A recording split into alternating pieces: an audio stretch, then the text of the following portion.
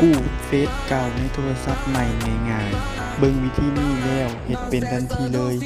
เข้ามา Facebook แล้วกดคำว่าฉันมีโปรไฟล์อยู่แล้ว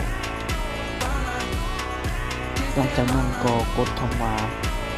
ลืมรหัสผ่าน หลังจากนั้นเราก็ใส่เบอร์โทรศัพท์ของเรา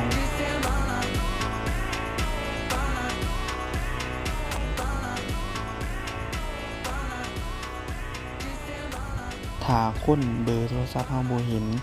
ก็ใส่020ทั้งหน้าค้นจนกว่าจะมีเฟซของเราโชว์ขึ้นมาแบบนี้ เมื่อเห็นเฟซของเราแล้วกดเข้าไปที่เฟซเลย หลังจากนั้นก็กดดำเนินการต่อไป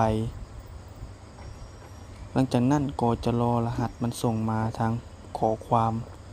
แล้วเราก็กรอกรหัสที่มันส่งมาทางข้อความนั้นลงไปเลย